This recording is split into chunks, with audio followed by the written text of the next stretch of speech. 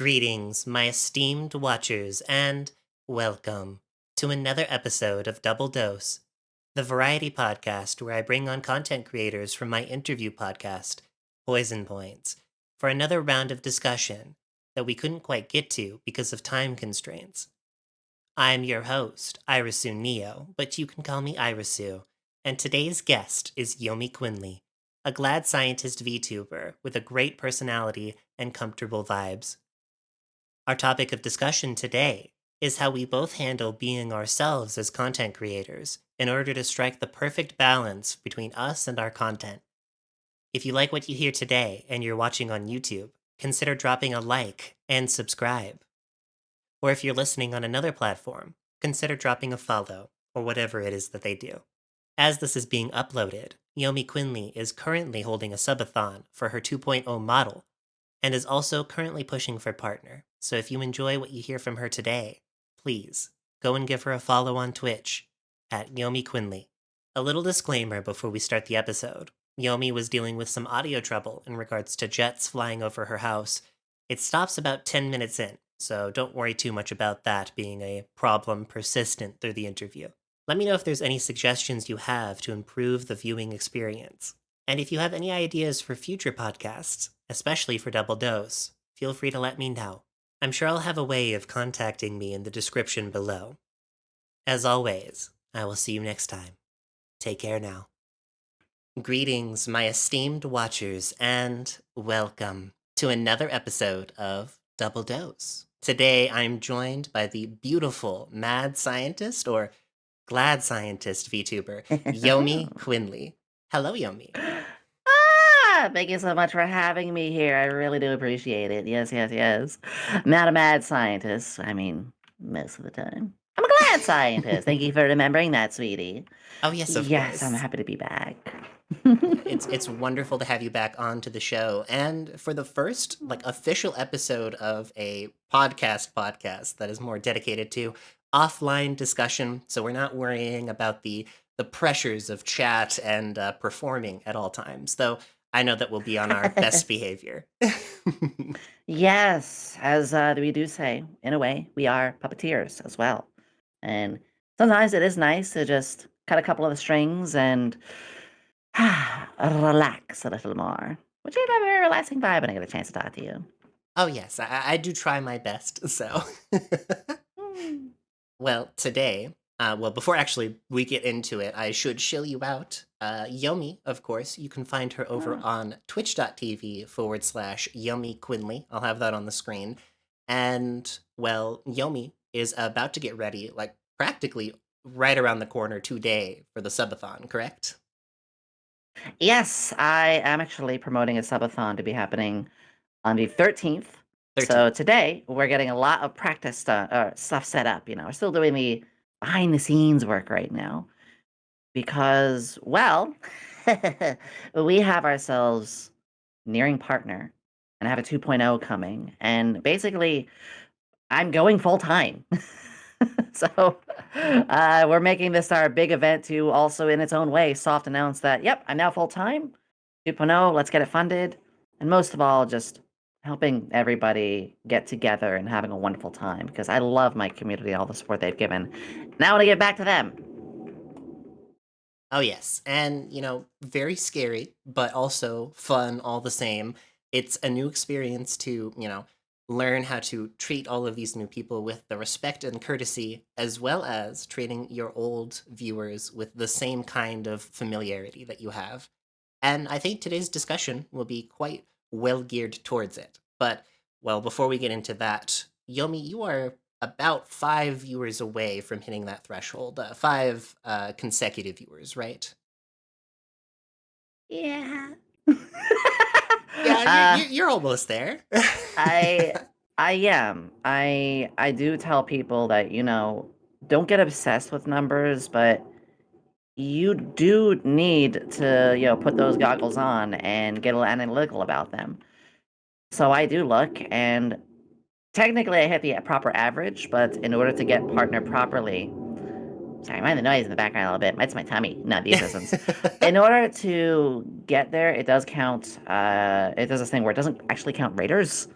So Mm-hmm. it's like, yeah, you may be like 78 right now, but you're actually only 69, nice, without Raiders. So it's like, that's a little silly to count that, but hey, I'm having fun. That's the most important thing. And on top of all of that, holding onto those viewers not just like a hard thing. Increasing it by one average is extremely difficult. So if any of you at home enjoy what you hear from Quinnley today, Aw. or Quinnley, last name you, You can call me from Quinley. from Yomi today. Even if you're not like a big Twitch watcher, a big Twitch chatter, if you want to just sit in her streams to help her out, I do know from watching and seeing other people's experiences with partner pushing that sometimes even hitting 70 isn't enough for Twitch to accept that. They want to see a consistent, like almost a month's worth of that 70 viewer average before they're like, okay, you're good to go. We're gonna let you be partner. Of course, don't let it dissuade you if you submit and they decline you that first few times. Just keep at it.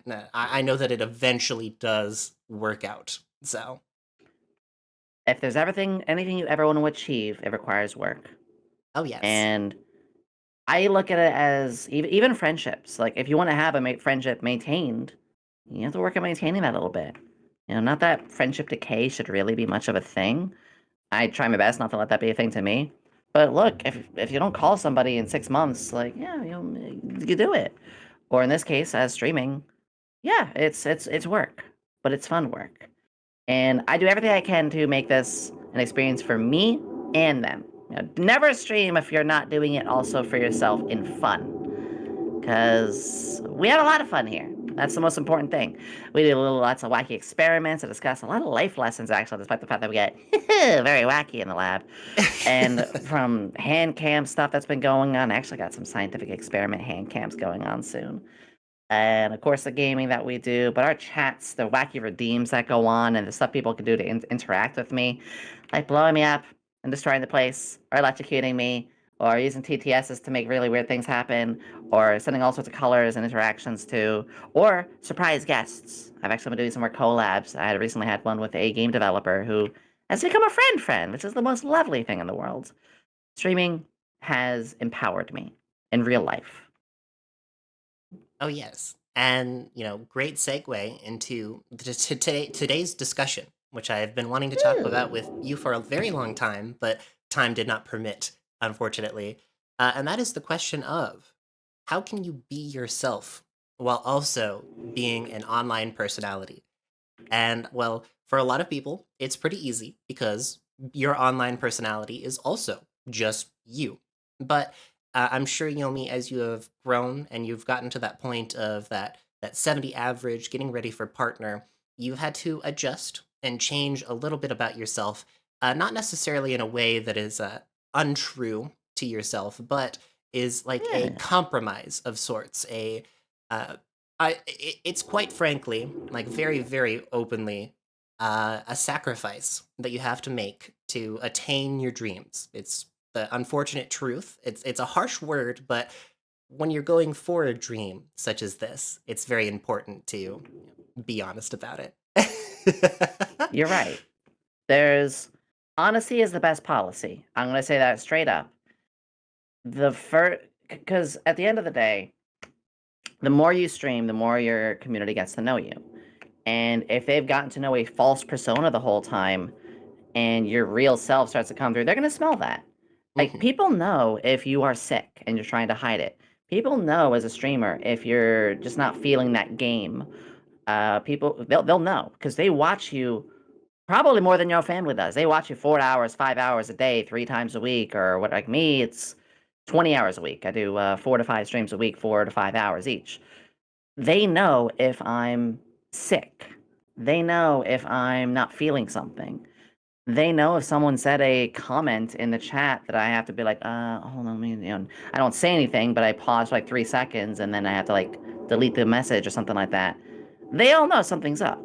So if you're not yourself, no one can not be themselves for years and years and years, or even months, sometimes even weeks. Your real self is going to come out, and it should. Because if you're putting on something fake while streaming, people will notice. People will catch on to that. and you want to do something where you can be yourself. Otherwise, you're just an actor this whole time, never realizing who you really are. And I realized that very quickly. Hmm.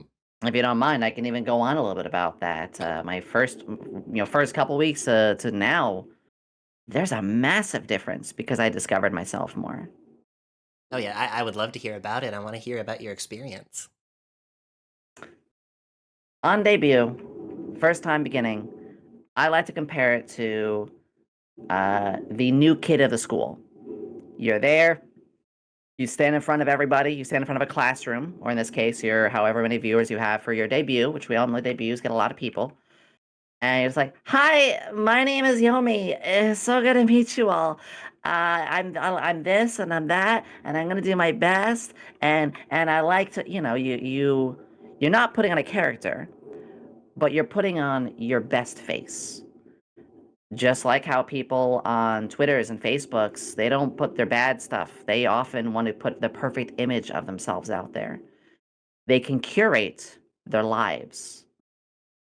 And people don't think about that very often. What you put out there online is something you curated for people to see. They Hmm. don't see the bad stuff you might have done because you don't even want to acknowledge the bad stuff you've done. And I'm not like that. If I talked about those sort of things, I just don't really delve into drama. That's because I'm not interested in that. I don't like to talk bad about people or things like that.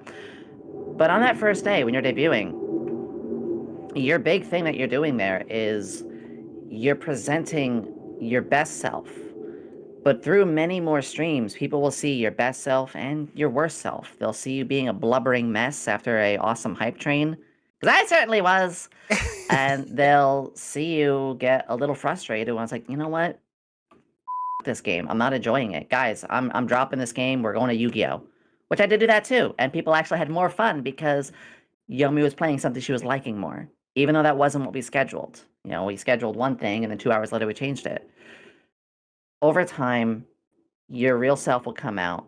So when you debut, just be your real self. And yeah, put on like your best face first. But I started off as being I'm so wholesome is a weird definition. Um, I was gonna say being wholesome. I still am. Wholesome isn't like so much say so. Wholesome is just you care and you're genuine and stuff. But I started off being more say so. For Hmm. those who don't know, say so is like very pure. And I still skirt around that properly. I'm still a 13 plus streamer. But yeah, there are weird jokes. We let a little sussy. We get a little goofy. There's jokes. I'm gonna be silly here. There's feet jokes. There's piss jokes. There's panty shop jokes. Like we like fan service. We're like that. We're not super 18 plus lewd. Hey, let's talk about. No, no, that's why we're still 13 plus. But we like that stuff, and I'm now more open to it. I still remember week one. I was like, oh nuts. That's gonna be a weird joke. Please don't overtake that. Now I literally have a redeem where people throw nuts at my face, like because I'm comfortable. Hmm. And the last thing of it, I've learned more of who I am. I've always had an issue where I never really got to know who I really was. I didn't have much of a childhood and stuff. And I guess you could say it's a bit of a late bloomer, but because I'm finally around people who like me for who I am and let me be who I am, I'm discovering more of who I am. Yeah, and big part of like this whole process is as humans, we're constantly evolving. And that also means that as streamers, we're constantly evolving too. And eventually you will find your comfortability and start shifting a little bit less. But I've seen the transformation of jokes. I've been a witness of the beginning and the end. Length versus girth, which is more important. Of course, in regards to Sephiroth's long sword or Cloud's big girthy Buster sword. And it's I'm glad that you've taken that step to I this is where I'm comfortable. This is where I want to be. I probably won't push it much further than this. This is the line that I've set for my chat and everybody there. And with that, like you said, Bingo. you can be very true to yourself. And I think that that's a very important thing. I've always described it as energy. What energy do you bring to a stream? Is this the energy that you want to reflect onto your chat? The very clownish energy that you are exuding at the moment. Because, you know, somebody will stop on by, somebody, the reality of all streaming, will stop on by and be like, you know what, this just isn't for me, or I don't really like this, or I'm not a big fan. And those are not the people that you want in your chat because they don't have the same energy that you do. And I'm sure that you've had your fair share of people with more energy than you exude, and that is where, Mhm. like you said, you have to delete messages or moderate a little bit, do sub mode, whatever you need to maintain your energy.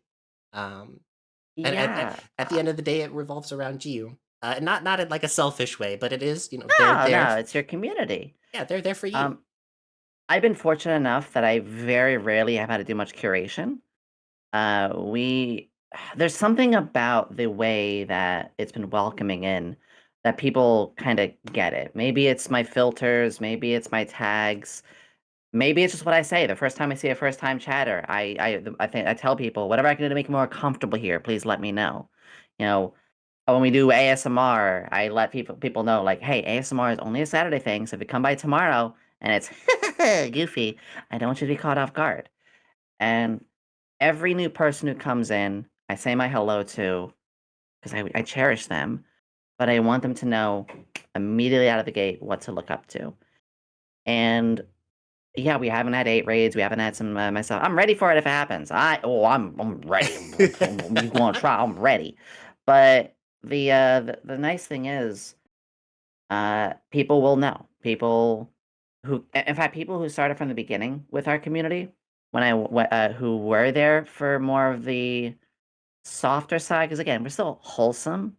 Again, wholesome doesn't mean not a little tasteful or like, whatever. It's wholesome is being genuine, in my opinion. It means being empathetic to emotions. It means promote my biggest thing, promoting healing, trying to make sure people just have a good time. Because at the end of the day, I want people to heal. I want people to find happiness in themselves and have a better day. If you're sad and you come to my stream and I made you laugh, that's number one to me. That's healing your soul. We have life lessons. We have moments where we talk very seriously. But the thing that I'm so happy about, I know this is gonna sound weird, I'm happy about the people who we've seen off. Hmm. And the reason is, when I first started, I can name some names. I can name some people, and I won't, that started off my streams and, they were really happy with how it was because they liked the softer and gentler side and me being a little timid and stuff.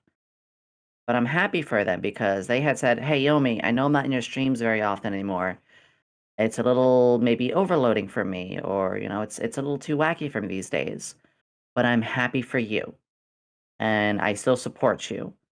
That is the best thing I can hear Hmm. because it means they know what they like. No one was upset. People just identify, it's not really their thing anymore. And amicably, it can be like, hey, you liked season one, great. Season two is not quite your thing as much, but you still respect us because we haven't done any drama or issues. Awesome, because you have the right to watch what you want to watch, and I want to be something people want to watch, and I want to be divisive enough in a pleasant way that I can be something that some people won't like to watch. Don't try to appease everybody because you'll appease nobody. Yeah, the old adage of if you're everybody's friend, you are nobody's friend. You literally it is impossible to appease everybody in your chat, in your life, friendships.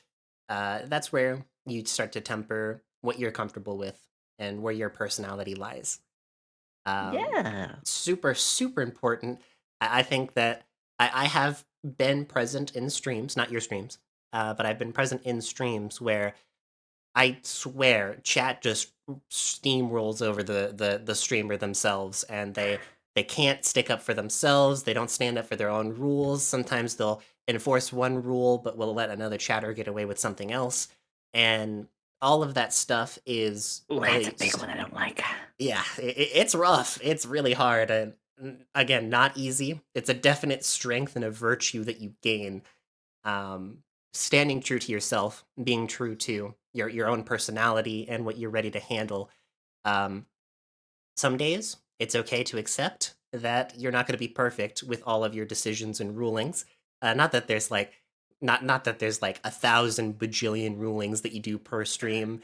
Um, but at the end of the day, like you said, your chat knows, those who have been watching you for a long time, they know what you're like, what makes you uncomfortable, and they choose to avoid that and also, in some ways, assist you, whether it be through moderation or through a simple Mm, viewer who tells them off and like, hey, we don't talk about that here. Like this is not our space, and you can rest at ease knowing that because you're so strong in your character, um, as in yourself, not the character you portray. Um, your viewers will also have your back. They'll stick up for you. Um, they so do. yeah, love our It's viewers. love your viewers, treat them with respect, and they'll respect you back. And there, yeah, the occasional times where people do push things, I don't call them out. I try to spin it around and return back to them like, hey, it sounds like someone comes in, they're trolling. This happened like 2 weeks ago. I had someone come in, and they were trolling, basically, someone on the whole gender issues and whatnot. I'm not gonna get into too much, but I went along and said like, wow, sounds like you're having a really rough day if you came in here to try to bully, but you know what, let's try to make it better. What you been doing today? What's got you down? And I the person didn't type it for like 3 minutes, and then they put a massive post about how their mom mistreats them. I was like, "Oh, I didn't actually think they were gonna answer about what got them down." So you know what? We actually took a quick pause, and because again, I like to promote healing. We take life lessons. I have a lot of life lessons of my own. We talked about family stuff for a bit because I had a very abusive family. I had a lot of that sort of stuff, and now I've seen that person a couple times on my stream. They're pretty chill. Now, Like huge, big win. it's a lot of times when people are trolling, they're just having a really bad time. Misery loves company, and they're looking to bring somebody down to their level. If you can elevate them up to your level instead of just closing the door in their face, you could help a person. I don't expect that of everybody. It's not easy. You got to be confident in yourself, and you're not confident enough in yourself to do it first. And I've gotten to that point. But yeah, it's a way I try to look into it. I try to look into like a person's shoes of why would you write that? Not, Hmm. "Wow, you're a dick for writing that." I was like, What's got you, like, so down?" And it's not easy. I couldn't do it all the time, but at the end of the day, I just want people to feel better, Hmm. as streaming has helped me feel better. I'm alive in a way because of this. Oh yes, yes. It's an invigorating experience. Now, on the other hand, for me myself, I probably wouldn't be as nice and forthcoming as you were. Not Mm, because like I'm unable to handle it or anything like that. I came from a space where I was in that person's shoes, and mm, for me, it's like a retribution for myself to not give back in a way that's like harmful or evil. It's just a time waster on my end. Because if it's happening to me, then it's not happening to the next person. That's kind of like my viewpoint and how I've handled things. And I'm 100% okay if you like agree to disagree with me on that. I'm not evil. I'm a villain, of course, but I'm not like I have standards, if that makes sense. I get it. You only one of the cool villains. I understand. Oh yes. And sometimes, a lot of the times it literally it ends on the first message that they send. Like I have had so many heinous things said on that first interaction that it's like this isn't even worth bringing up. There's no point. We're banning and moving on. And I feel like I've curated a safer community because of it. My chat members know that I moderate very, very well during my streams, and I know what I want to deal with, to talk about, to do, which is again like part of our main discussion here today. And with that in mind, just bringing that Mhm. conversation forward about being yourself. Yeah.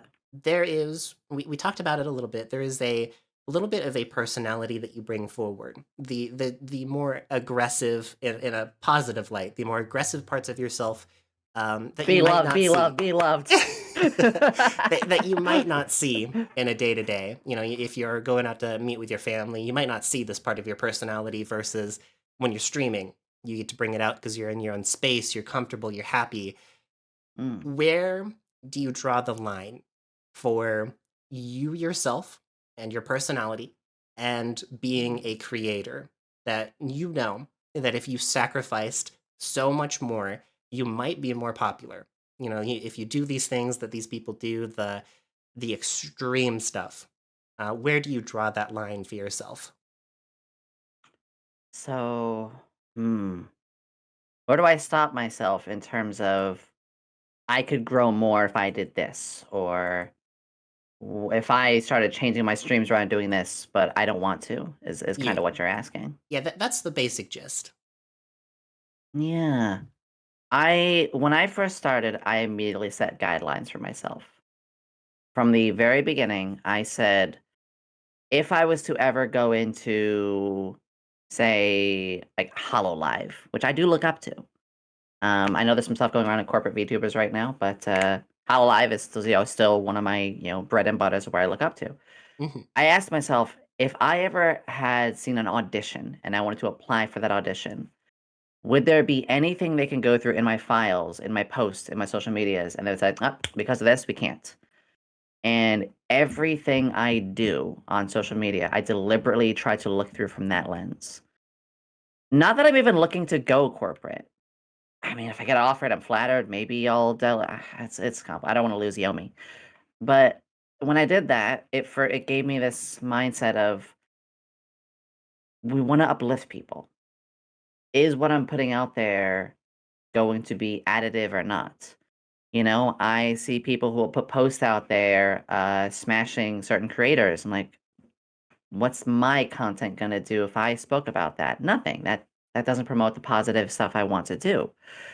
Or looking at some of the recent dramas going on. Again, I'm not gonna drop names. There are people retweeting and there are people putting their stake into it, and those tweets get tens of thousands of views.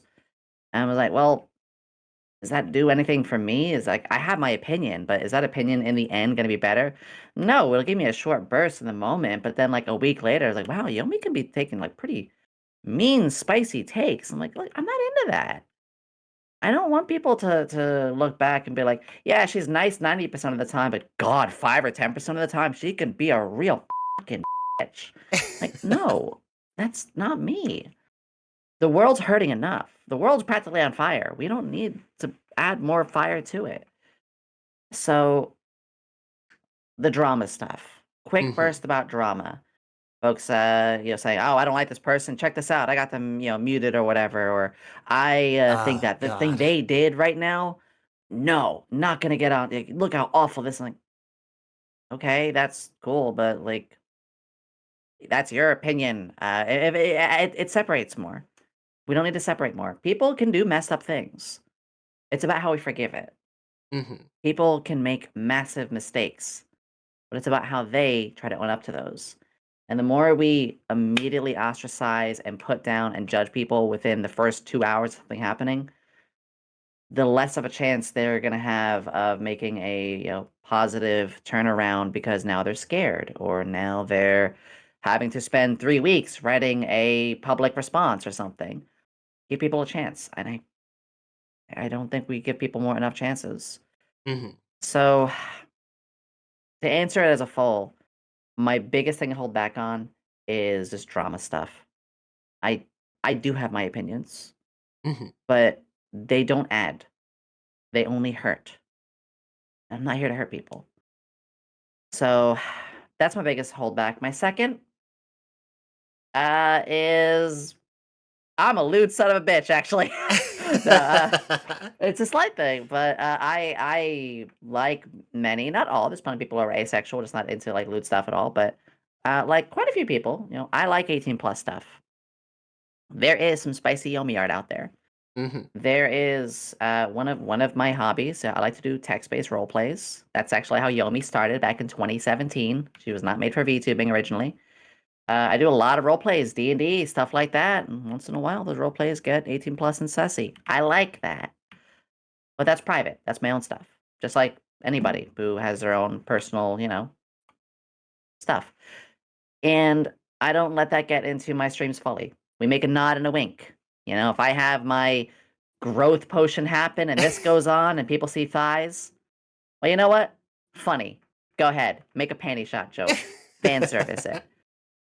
But that stays in 13 plus territory. That stays in tradition, like older anime sort of stuff that got that did that stuff, like, haha, panty shot, or haha, like plump thighs, or booba, you know.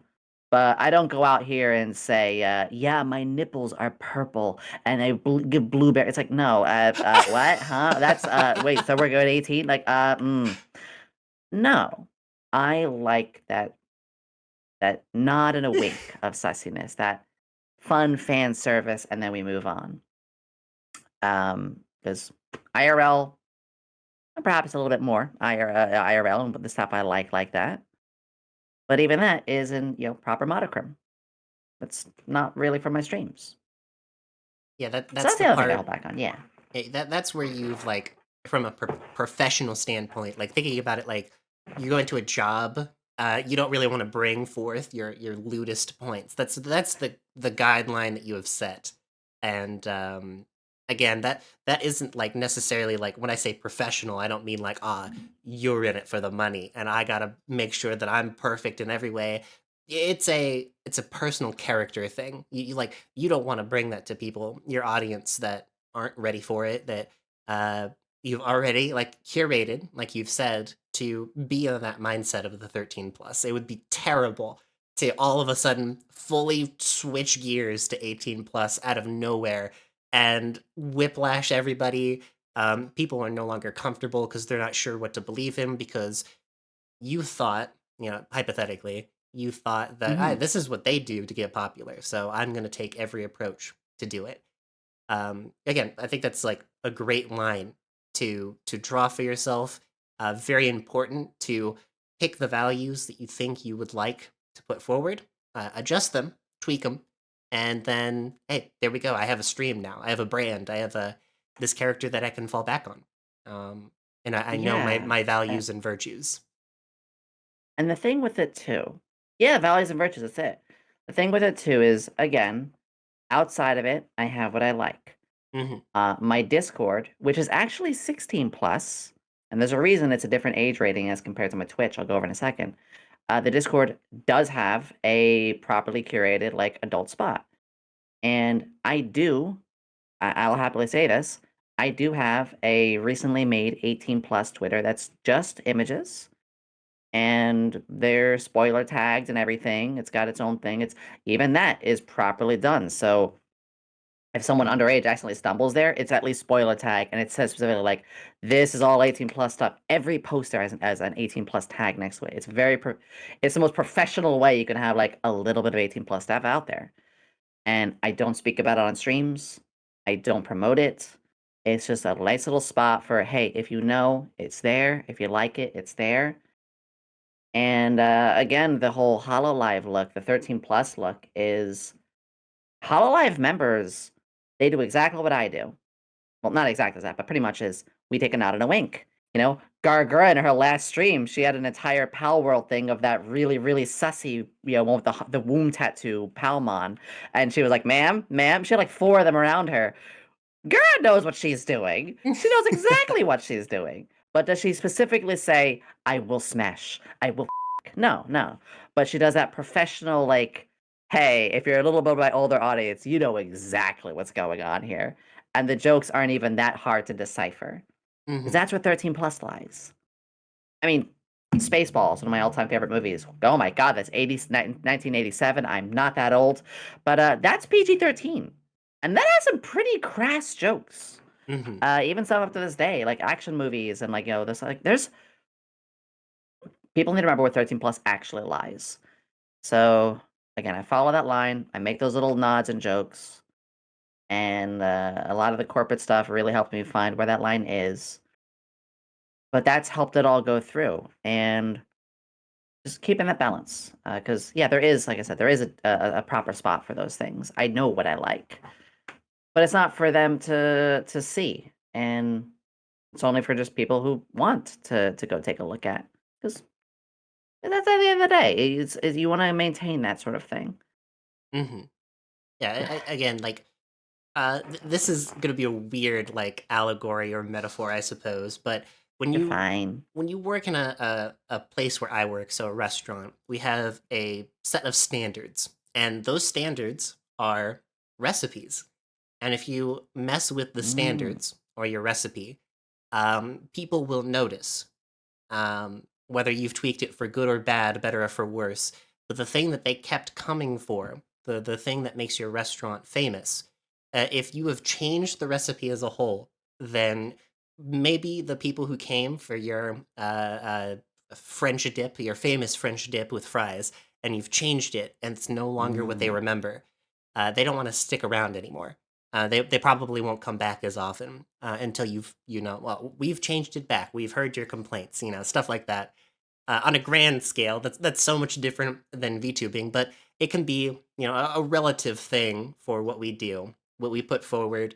We set a bar, we've set a standard, our recipe for the stream, and yes, we got to make tweaks. We have to change it. We're learning. We're fresh little mhm. babies. We're brand new recipe. In order to make grandma's famous VTuber, you have to go through trial and error, and you have to Grandma test VTuber things. when. I know a couple that. You're Oh, yeah, but right there, you're right. Because like I said before, I started off being a little bit more say-so than I am now. Mhm.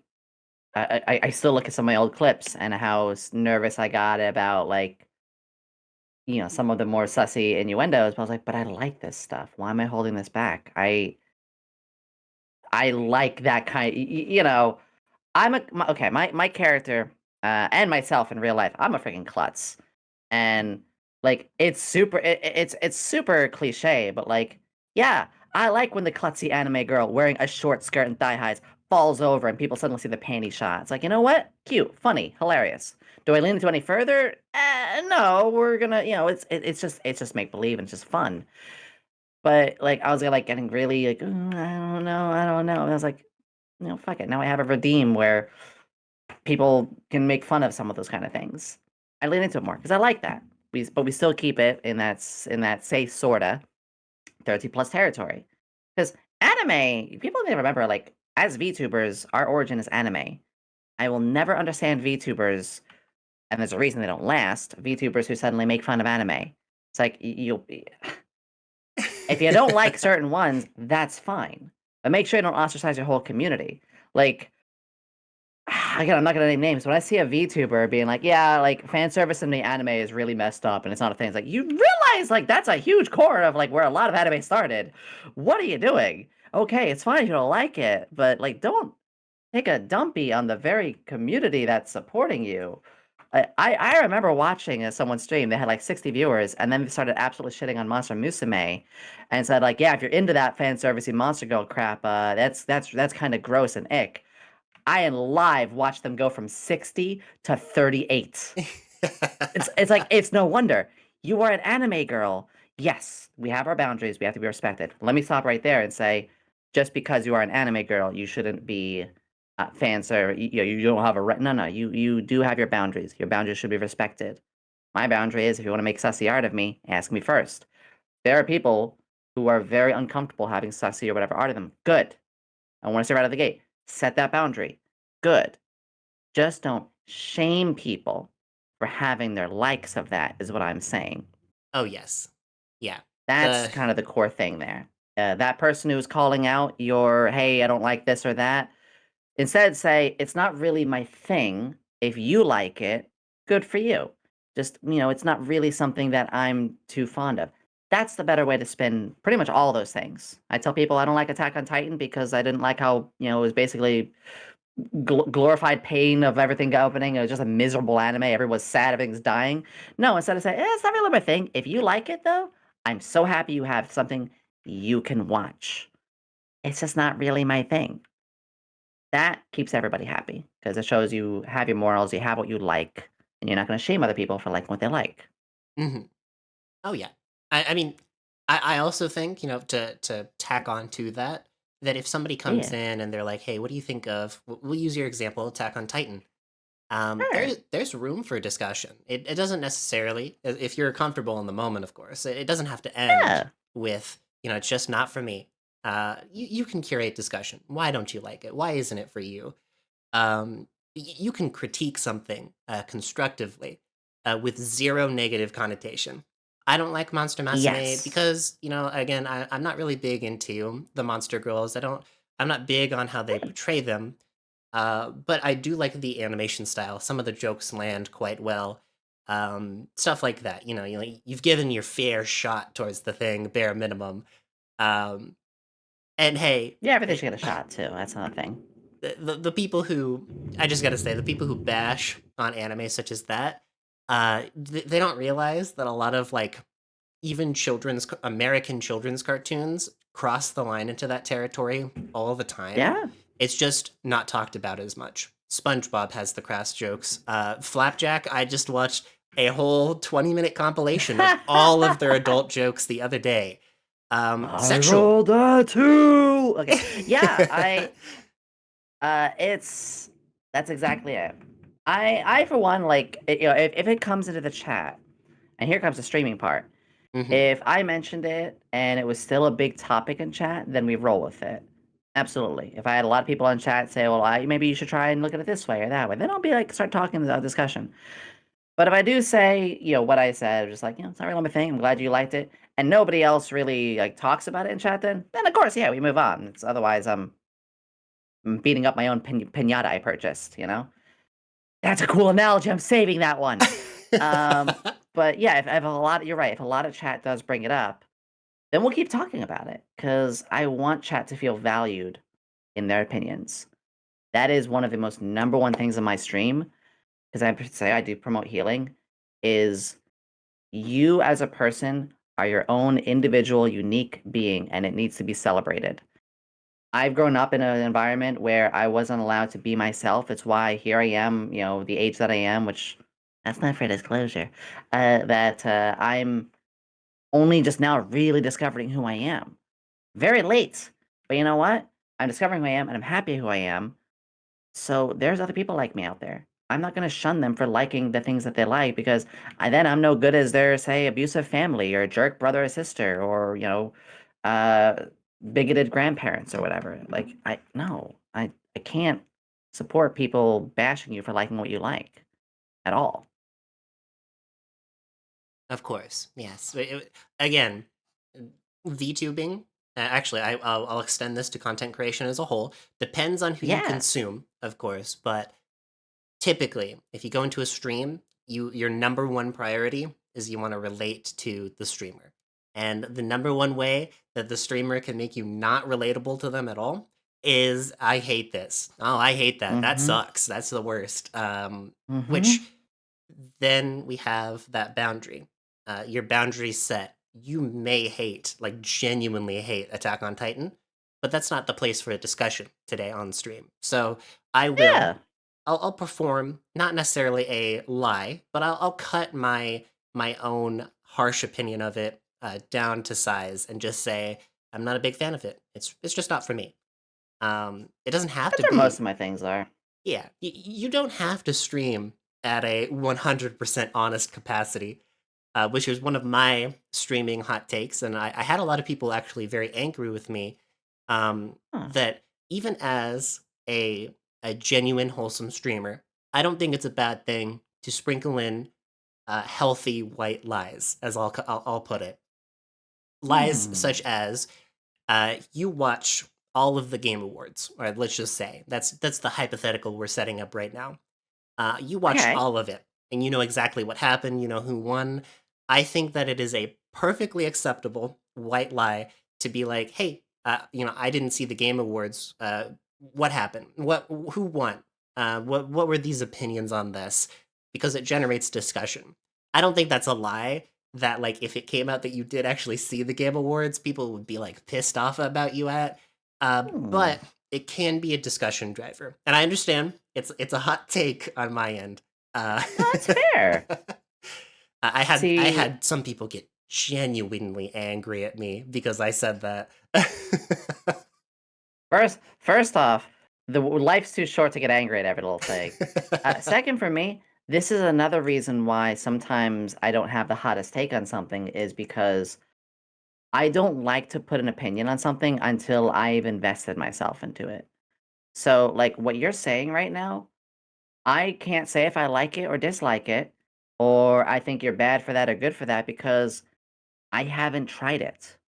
So, not I actually really like this saying, which is not everything needs your opinion. Mhm. Like honestly, there's a billion things that are said a day. You do not need to respond to a billion different things. You're not here because that's how people start getting more divisive. Some things are just meant to be kept to yourself because you are yourself. Not everything needs to be seen out there. You do want some of the good and the bad to be seen, like I said, but it's those kind of things. Like I don't know. I haven't tried what you said, so I'm not going to say you're good or bad because I need to do it myself first. Mhm. You know, imagine me going saying like, "Oh, I think like pad thai is fucking disgusting." And it's like, "Well, what makes you say that?" I don't know. I never tried it. See how lackluster that is. And I mention that because I can't have form an opinion on pad thai. I never had it, so I don't know. Am I so if someone starts talking about it? Am I gonna respond? Nope. It's not my business. I've not done it. Someone's got an issue about some construction going on a highway. Why am I going? This is an example. I don't know, but it's like, oh, I think this is going to ruin the way the traffic network's going to happen. This and that. It's like you don't even drive a car and you've never been over there. Why does it matter to you? People, not everything is your business. You know, we don't have to have an opinion on a million different things. Try it first, then form your opinion. Don't bandwagon. Don't throw massive like in your way. I wouldn't be surprised if like one or two of the people having that opinion have no freaking clue what they're talking about because they never even streamed. Mhm. I know it's a And firm take to say, but people who have opinions about like a streamer shouldn't do this or should do that, go and stream first. I'm gonna be here's my firmest thing. Here he goes. Here's one of those rare Yomi's got an opinion. Fuck your opinion until you start streaming if you have a streaming opinion. yeah, let's go. I'm gonna be a little firm on that. If it's a little thing, 100%. if it's a viewer opinion about what they're viewing, that's a whole different story. If, "Hey, Yomi, like, as a viewer, like, this going on, it's actually been hurting your stream," or, "Oh, your volume here is this or that," or, "Hey, it's clear you didn't like this game very much. Maybe you should, like, not be playing that game so much." Like, "Yo, thank you. You're right. You know what? I value your feedback." But if someone says, to me, like, "Yeah, actually, statistically, you would actually be doing better as a streamer if you started doing, this, because most streamers do this." Like, yeah, are you one of those streamers? Do you have you done it? No? Okay, listen. You know, that's where I start getting a pet peeve is people giving opinions on something that they have never touched or done. Mhm.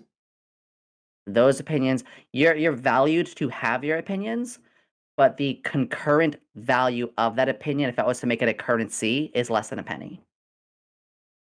Yeah, not even worth your 2 cents, like, to spread it out. And hey, uh, double entendre, we have, like, a double meaning to today's stream or not stream, Yeah. podcast. Be yourself, and also, be yourself as right there, keep that to yourself. Yeah, Not some things yeah, not just need everything some other things to be requires said. your opinion. In a good way, in, like, the nicest way Yeah. that I could possibly put it. Like you It's not to say you said. shouldn't have an opinion. You should. Just some stuff you just keep to yourself. Do you go in a restaurant and see someone eating food they don't like and tell them, "Hey, I don't like that food you're liking"? Nobody asked. Do you go over to someone's sports car that they're driving and say, "Yeah, your sports car looks really ugly in the color red." Like, okay, cool. I just bought this and spent like $500,000 on it. Thanks for making me feel like I have a buffoon for spending $500,000. Like Mhm. you are actively being the asshole by expressing a negative opinion. Don't be that asshole. Sometimes keep your negative opinions to yourself because the world is brighter for you shutting the fuck up. Mhm. And God, I'm getting sassy all of a oh, sudden, but yeah, I'm very I'm passionate loving on it. that. I'm sitting here, I'm like, very passionate jittering. about that because that's why the world sucks. That's like one of the number one reasons the world sucks is because people are not People have an opinion on everything, and they want to express their opinion on everything. Have your opinions. Yes. Be you. Mold yourself into the weirdest shape you are. I'm an amalgamation of stupid and science and goofy and fan service and more. But you know what? 50% of the things that are on my brain, I do not put out there. Not everything has to be put on Twitter. Not everything has to be turned into a political spin. Not everything has to be spoken out loud. That's I that's that. I could go on and on, but I've been rambling too much. It's just The the thing world that is worse because of that. Let's be happy.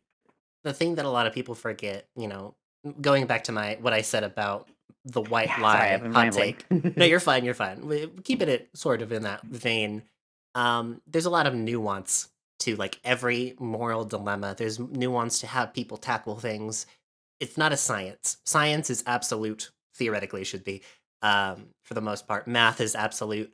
But people's interactions with each other and their opinions that they hold, not always absolute. If I say something, my opinion can change by the end of the day. That's just as simple as it goes. If I say something, it can be misinterpreted. Um, Nobody who insulted me over my white lie hot take would have ever known that I used that in my streams if I hadn't said it out loud. It is impossible for you to parse that information. Maybe a bigger lie, perhaps, like hey, I was in Paris and you never went to Paris, stuff like that. But you would never know. I'd never seen the Game Awards, or like I had seen it. And if I do mention it afterwards, like, oh yeah, I watched it. Well, simple as that. I watched it after the stream. It doesn't have to be this big debacle Hmm. if I told the full truth or that. And like you said, you can't form a full opinion. You might have your own biases coming into your brain, but it is your responsibility as a person that you've decided, hey, I'm not gonna harsh you on that. I'm not gonna attack you for the way that you handle your chat. Um, Yeah, because like here's the thing. Knee jerk.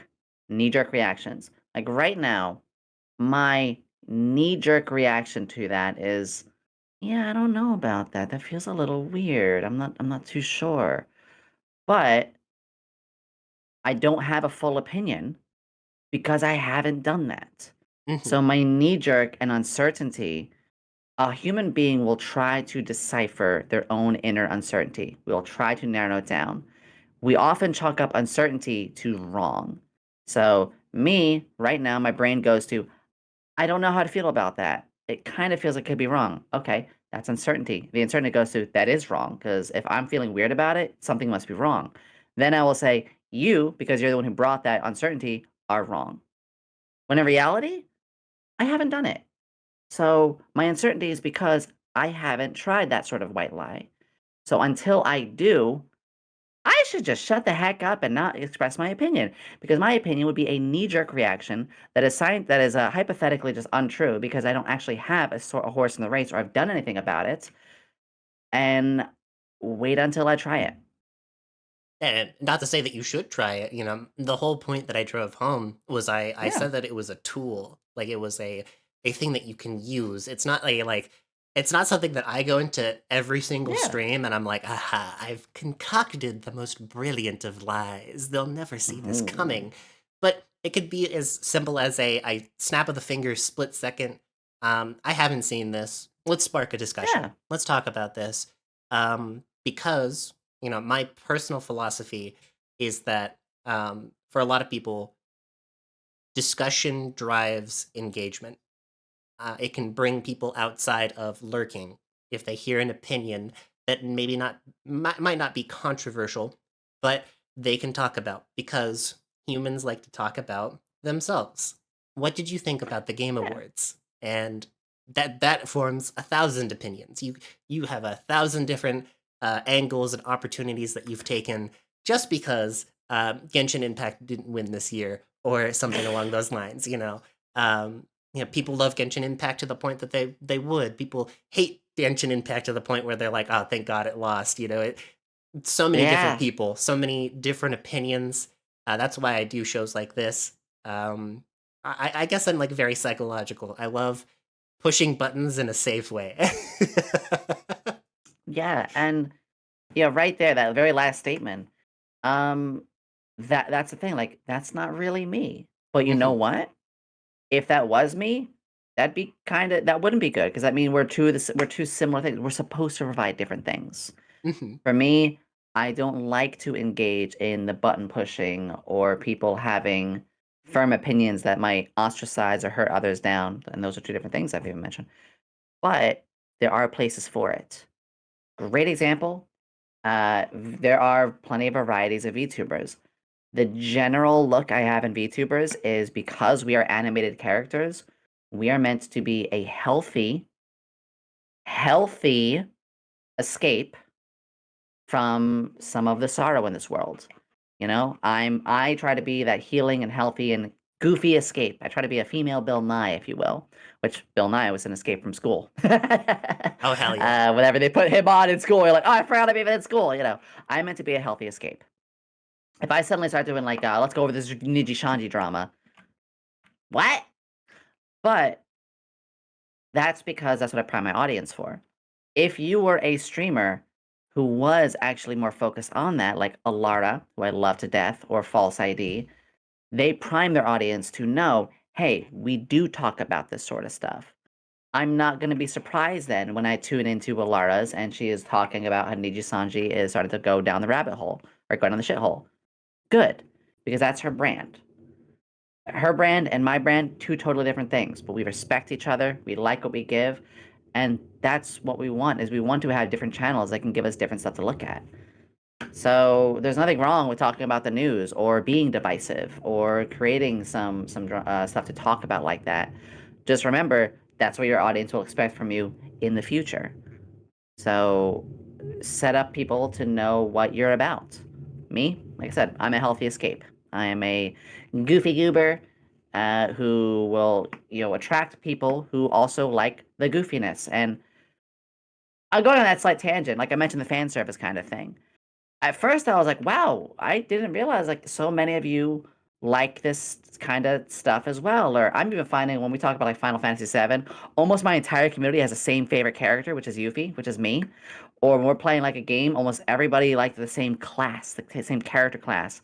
Everybody in my stream was like, you should be you should do the alchemy, you should do the creative class. Almost all of my community likes the same stuff I do because I return and bring that similar consistent brand. By doing that, it brings the same kind of people to of like minds. Not that you should be a bubble. That's a whole different story. Hmm. But you will find your community will actually have a lot of similar likes and interests to you if you stay consecutive in what your brand and stuff is. And yeah, that's kind of my thoughts on that whole thing. If you, again, you as more of a news and talk shows and interviews, and like people will expect you of doing that. If you Hmm. suddenly next stream did a Lego hand cam stream, that'd be a little weird. I'm like, this is very cozy, comfy, and slow and ASMR-y. This isn't you. You can be that eventually if you prime people. If I never done meme reviews until one stream, Hmm. and that was very different. But a reason people didn't find it too strange was because I told them like weeks ahead of time and I made an event out of it. And I said, send me your memes. We're going to do this.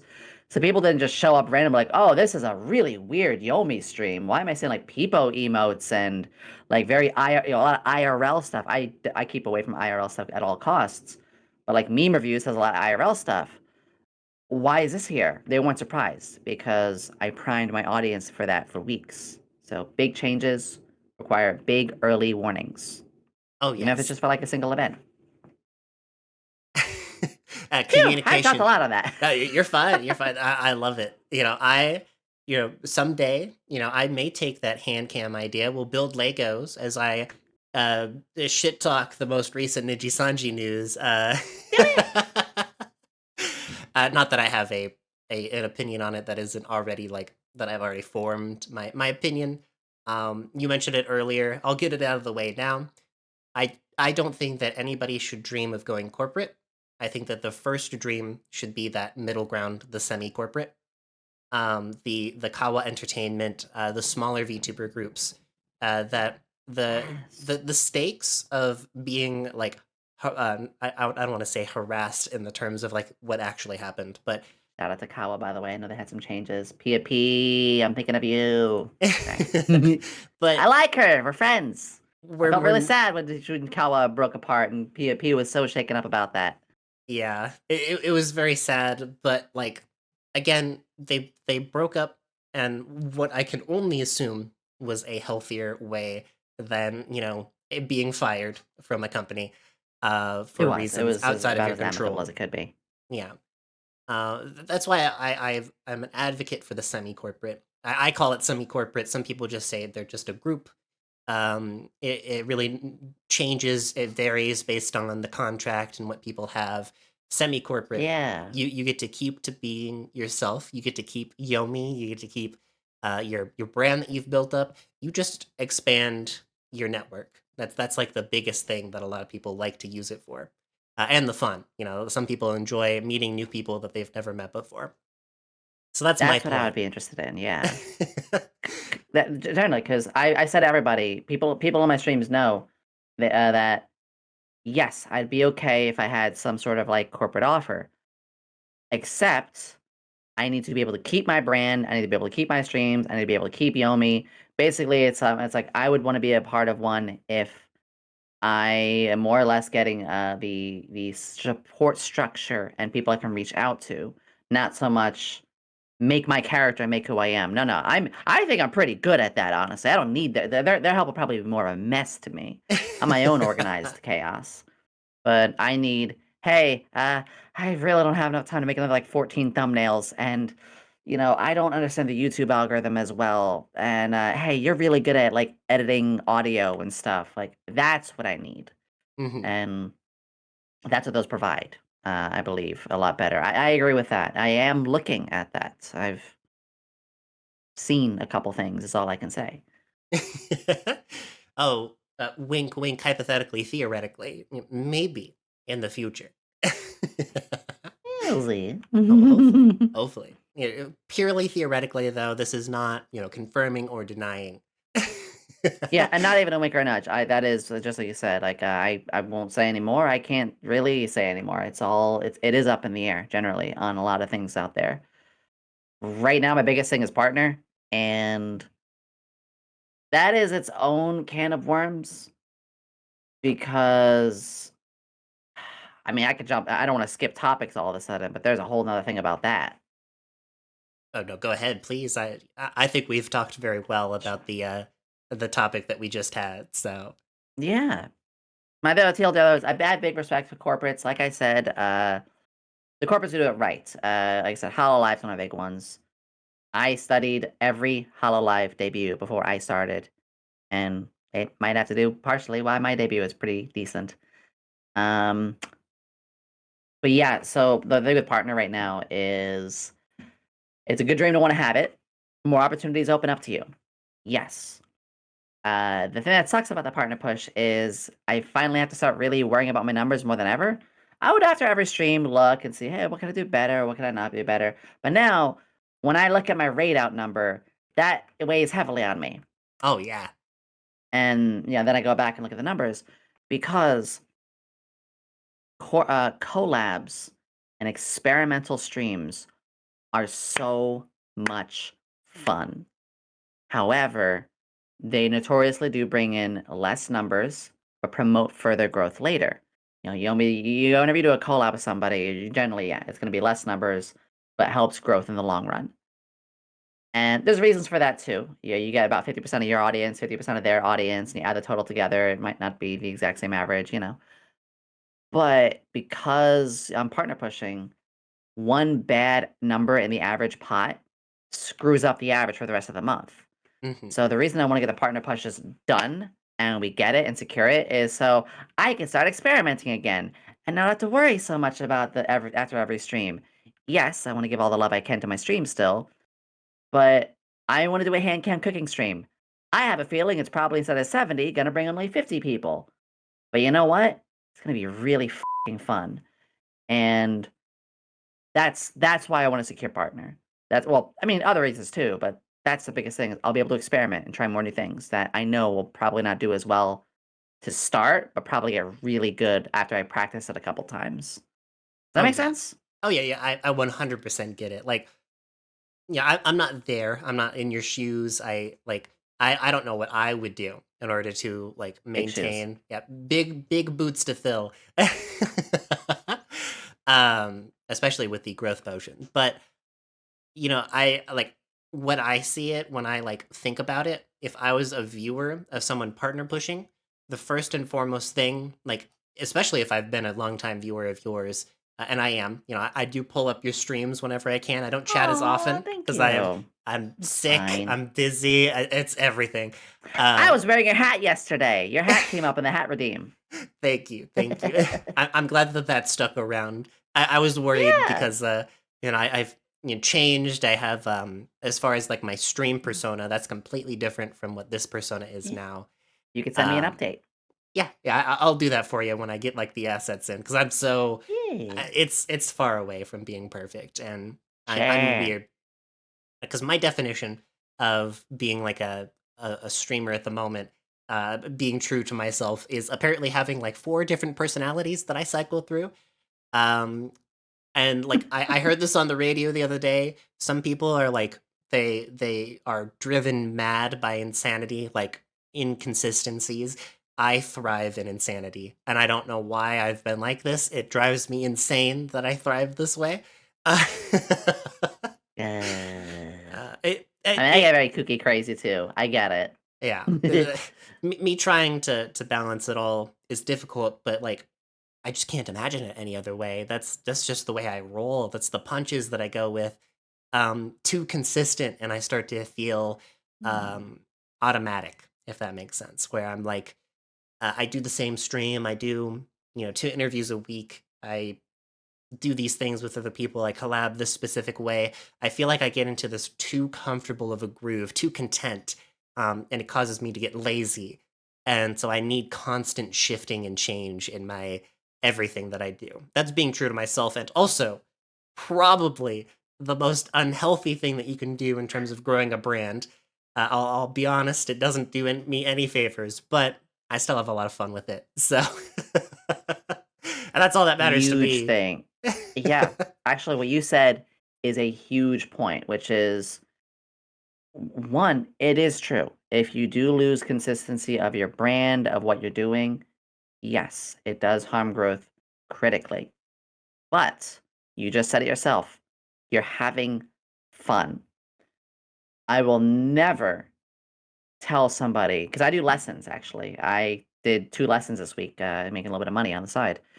Um, the thing I always tell with my lessons is I'm going to give you information. If any of these things, these tips and suggestions I give is something that you just know you won't have fun with it, do not do it. Do not fucking do it. I will move on from that topic. I'll move on to the next. So for you, if just like you're saying, if that thing that could help you grow is not fun for you, full stop. Streaming is a wonderful awakening to people. It has awoken my life, and I'm having more fun than ever. But if I was told or I was starting to try something like, wow, playing this kind of, you know what? Great example. Playing Pal World suddenly jumped my numbers from 70 to 80, but I did not like it. Hmm. Stop. I'm not playing it. I don't care if it's gonna help me grow. I'm not just about growing. I am about growing while always having fun. Which is no shame on the game Power World. I don't know much about the I don't know much of the side stuff going on it because again, not my business. Yep, not I haven't important. played it. I don't have my opinions because they would be uneducated opinions, and uneducated opinions is how fires start. That should have never started in the first place. That's a whole other topic. But yeah, fun first, and then try to find what fun things can help you grow and capitalize on those. Take Hmm. 10 tips, get 10 tips, take 5. Yeah, exactly. And yeah, that was my big thing. Sorry, I'm going to ramble about myself for a second You're because fine. You can selfishness, ramble that's about your me. ramble about yourself anytime, sweetie. But I got to this point where I've been doing Neo, so the character that I am right now, for a year. I wanted to introduce more characters. I wanted more models. I wanted to interview with bigger people, big and small, up and down, left and right, different VTubers to real life to all this stuff. And then I have work, and I work 40 hours a week. And Mm, so I was very drained. I was doing 80 hours, 40 for my job and 40 for this, a lot of effort in. But I couldn't handle it. Like, I was overwhelmed, and I was following all the tips. I was doing all the things that everybody shared with mm, me. And eventually I came to a point of, well, burnout, for one. And two, I just wasn't oh, happy no. anymore. I wasn't having fun. Um, and it really came to a point, like probably the I have a like a tough skin, like tough as nails when it comes to certain comments. You can insult me to my face; it won't. It'll just bounce right off. But the one comment that I got that always really hurt was, "I miss when you played video games." And I like Ah, all of a sudden the pressure was on. Like I had to find a way so I can play video games while maintaining these personas and the story that I'm doing. So I was balancing all these different things, and then I started missing deadlines. And then when I finally introduced my big booba, Lutrium, my pink girl, as like my second personality of the three that I had planned, it all came crashing in. I just couldn't handle the performance pressure because ah. trying to fit in a game stream just felt wrong. I can't tell a story and then all of a sudden, hey, and we're playing this game today. We're playing Fortnite. It felt wrong. Yeah. Um, I just gonna say, literally, I like. Well, I mean, you can still use those for other things. Oh yeah, yeah. This whole podcast, like every little bit. If you're watching on like Spotify or something, you probably won't see this, but I plan on making it more themed around like this whole channel, all the YouTube, all this stuff is Irisunia Lutrium. You will see Mm, the big titties. It just won't be in a live format anymore because it's hard to perform. And part of this discussion today is formed around this basis: is that I I love to perform. I love to put mm, this part of myself forward, and it is me. Like, this is truly being myself when I do it. But at the same time, it's hard to like. I always have that inkling in the back of my head, like, gosh, I gotta play this game later, or I gotta do this later because this is what they want. This is what they desire from me. Even though at the end of the day, it mm. should just be for me. It should be my thing. Um, and that energy, bringing that back up, that topic, will bring in the people who enjoy what I do already, and I can grow that way.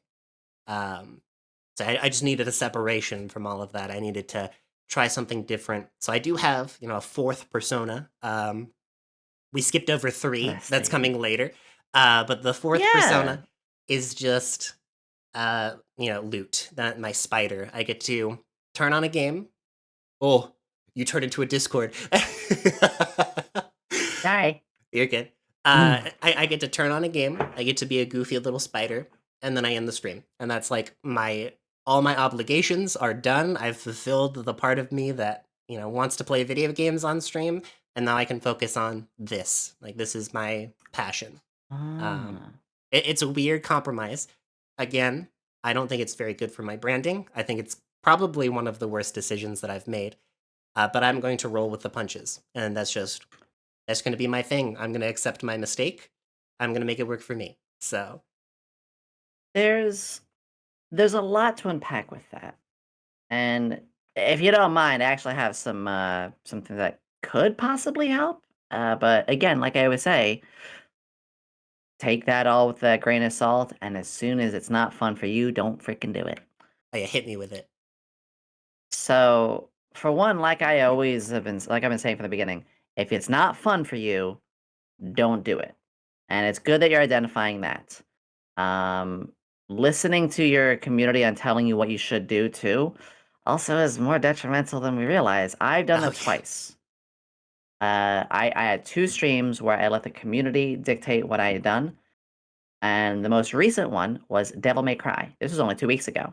Hmm. I let the community take a vote on what game I should play. It was like Sifu, Devil May Cry, and a couple of others. They were all just as important. They were all games that were on my brain. I voted Devil May Cry. I went and tried it, and I'm gonna say some numbers. Just chatting, the first I always do just 1 hour of just chatting and then the game.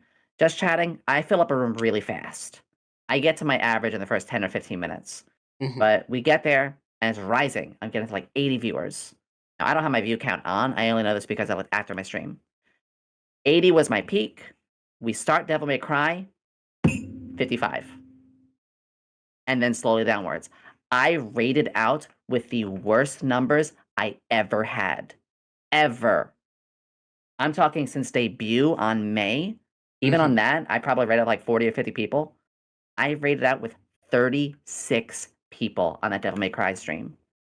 I wanted to quit. When I did that, and I look back, I'm like, I let the community decide what I had to do. It fucking sucked. I didn't enjoy the game. I'm supposed to enjoy this game because I like Devil May Cry. It's hard to comment on. I've realized that, the people who won that vote, it was like 12 votes on that game, and then like 7 on another, 13 on that. And I realized, oh, there's a lot of people who didn't want to see that game actually. And 12 is not a lot of people actually. That's maybe that's 15% of my community. If people suggest games that you do and it doesn't sound like your cup of tea, don't do it. Mhm. Because I lost so much from that. We regained immediately next stream, everything was fine. It was absolutely the game. Because it was, again, the moment that game went live, next stream and the stream before that one, both were fine. Everything was great. It was just that stream because I listened to my community on doing a game they wanted to see, that it was only some people, not the whole community, and I wasn't being true to what I wanted to do or myself. Mhm. Huge. I'll never forget that stream because it was a good lesson. In fact, it kind of soured my desire to get into Devil May Cry anymore, which really sucks. Give myself a year, I'll probably play it, on my own time again, but that's a big thing there. The second is the multiple characters and brand thing.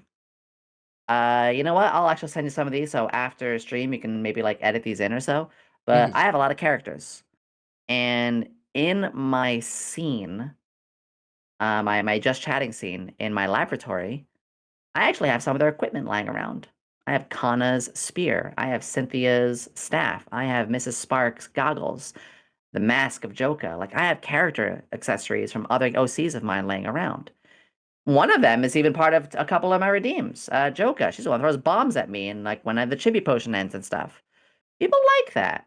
People like that I'm starting to form more of a lore around characters I have. My thought has been maybe down the line, I'll get a model of them. Maybe I'll act as them. I don't know. How will people feel about that? But I want to try it. It might absolutely crash and burn. It might not do well at all, but I want to try it. And what you're doing with that idea too, like, yeah, go ahead and try it. Maybe don't change the like activities around those characters so much because that really starts to separate the brands. But if it was all 4 of the characters, you just shuffle around between any of them, and maybe some interviews was as one of them, and some interviews was as another. Maybe some gameplay was as one of them, and some as another. Rather than this is gameplay streaming, it must be this character. Maybe that shouldn't be the separation. It should just be they can all do all of those things. It's more just what character you're in the mood for. Oh, yeah. That, especially if your audience is primed for them, like they've seen them lurking around or they know about them. Like Joka, she's the short stack that throws the bombs and stuff. Like I said, my community knows that character already. They've been they've been exposed to her for like 3 or so months now. It would probably be okay if I do that. There'll also be experimentation. It'll be after I do partner because that again, Mhm. what if that stream is like 30 people or so? That's gonna hurt the average for the rest of the month. Oh, I'm yeah. looking at you, Devil May Cry stream. You're the reason I'm at 78 instead of Fuck 81. you. Fuck you. Um, yeah, because I actually am at 78. But again, the partner application only happens on the here is your numbers on average. Here's your numbers on average without raids. And Mhm. without raids, we're at like 67, I think. Which again is really stupid. But my advice on that is tell the raiders if you got a big raid, say, hey, by the way, if you hit refresh, you'll count as an actual viewer. People actually do that. They like that. Oh, yeah. Although in my experience, I've had to remove I think it's question mark refer equals raid. You have to remove that, refresh the page, and then refresh it again. Because sometimes it puts that link back in. It's so annoying to deal with, Yeah. unfortunately. Uh, My raid message actually says when it says so and so was raided with so many people, hide the ingredients, etc., etc. It then also says, by the way, click this link to refresh, and it's actually just my proper Twitch handle. So that way they don't even have to hit refresh; they just click the link to my site or to my mhm. stream. That Yeah, tends to work a little better. yeah. The little small reminders, the tiny little things that honestly I find to be extremely hard to remember. So very good on you to have all of that set up properly beforehand. Call Um, to action. yeah, yeah. People think that C2A when you're doing it is like, oh, this is the most annoying thing I've ever done on the planet. Like, subscribe? I can't tell you to do that. That's terrible. Which you should subscribe to the channel. Um, it's hard because you're in the position of like, wow, I don't want to like shill. I don't like shilling like this, but it is important. You have that's a sacrifice. Bringing it up from earlier, it's a sacrifice that you have to make if you are thinking about this professionally, which you are. You think Yeah. about this as I want to do this as a job. I want to make money off of this, not because I am greedy or because it is something that I want to be famous for. It is because I love it. It is my passion. It is a part of what I love to do. It is myself. I just want to make a living off of it. I want to survive. Um, It's a job. I mean, imagine going to any other job and telling people like, "I don't want you to make money." It's like, dude, I'm flipping burgers for 14 an hour. Why are you telling me not to make money? Like anything that you're making money off of like that, it's a job. And if people say, "Boo you for making money off this as a job, you sold out." It's like, I didn't sell out. It's either this or I work at Best Buy. Like, come on. Um, it's fortunately people are wising up to that. We're getting to the point where I still remember 6 or 7 years ago, on YouTube, people were like, "Oh, you got a sponsor, boo." Now when you hear your favorite content creator get a sponsor, you're actually usually happy for them. You applaud them. You're like, "Oh my god, you're making it. Good for you." oh yeah. Uh, it's important to look at it that way. And the other thing is, it's our job to be seen. Hmm. That's the thing that's people often forget is when folks go, "Oh, you're just like hopping on this train or you're this trend or whatever." It's like it's my job to be seen, literally. Um, there's a caveat I mentioned earlier. I don't follow, certain drama things, or if there is something trending that's not my interest, even if that would boost me, I wouldn't follow it. But if there is a trend and it's interesting to me, well, yeah, then that get on that stuff. That's my job. Um, it's just that being true to yourself while also recognizing when to capitalize how being true to yourself can also benefit yourself. Hmm. Which, at the end of the day, that's not even a streaming thing. That's just a life thing.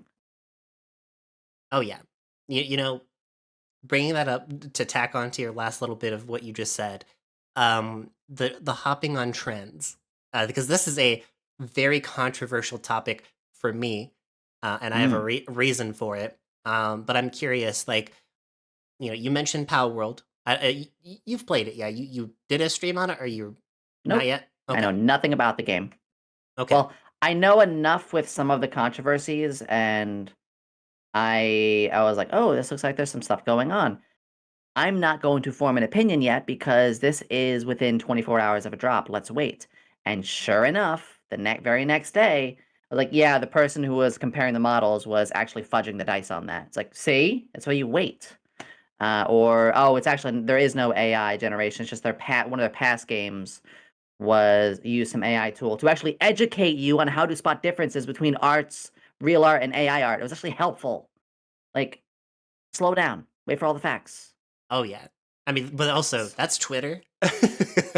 Yeah, that's Twitter, which I don't dismiss Twitter because I get 16% of my audience out of Twitter, which is really good. Hmm. I know the Twitter game, but at the Twitter game, just like again, slow down. Like wait for the other hat to drop, the other shoe to drop. Let some. Anyway, you had to think about it. Go ahead and answer the Power World thing, but all I can say is I haven't played it, Hmm. but I did start researching more and more about it because I was just generally curious. Yeah, my main question is like when you have that opportunity presented to you, and it's like, for a fact, like you have guaranteed, because it has happened statistically both before for you or for somebody else. If you played this game, or you reviewed this product, that it would give you numbers. But the thing is, there's always the uncertainty, especially nowadays with games releasing unfinished, stuff like Yeah. that.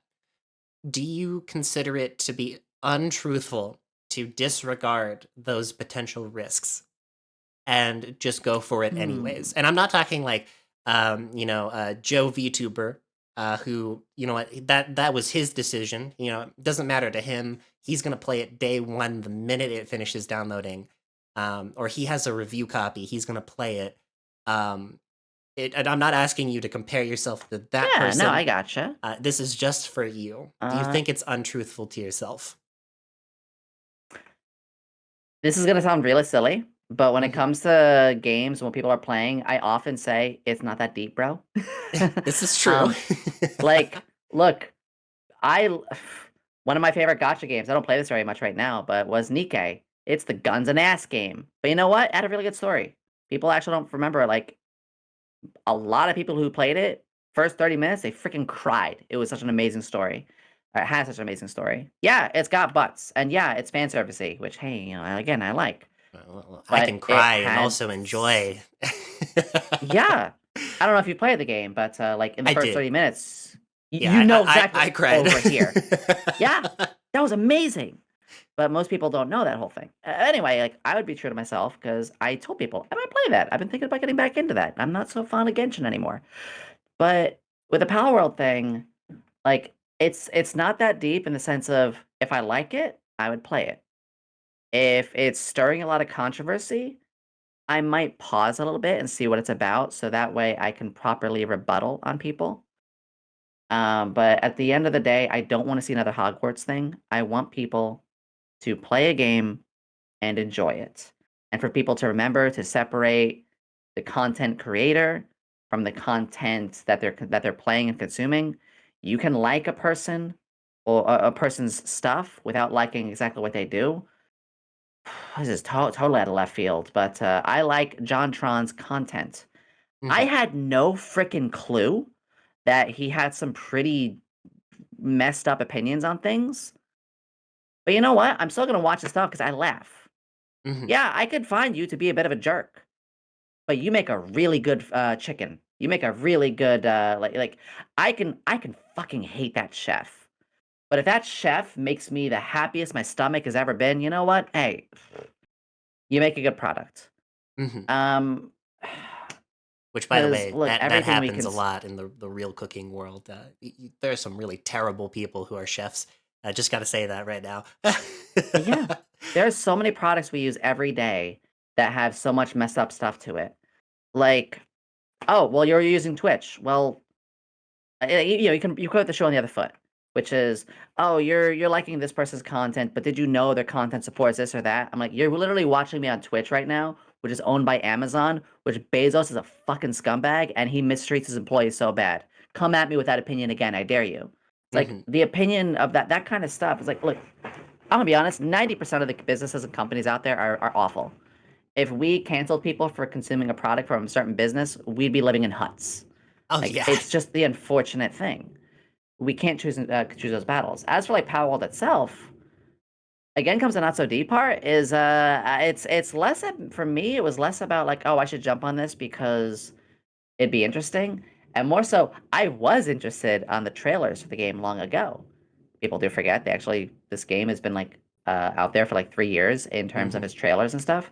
I actually was interested because I was looking for a monster catching simulator Pokemon-esque game.